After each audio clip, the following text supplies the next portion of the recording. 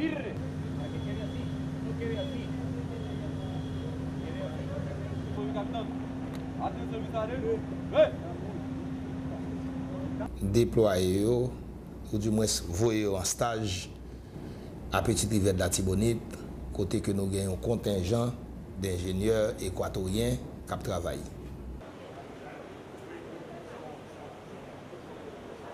Pour que les services techniques étaient capables et de nous mettre une première cellule de force.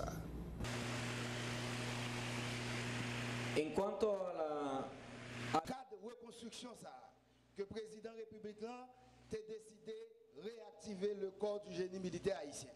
Construyendo vías de desarrollo para el hermano pueblo de Haití.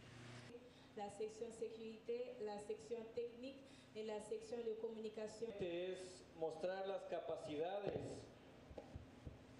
mínimas.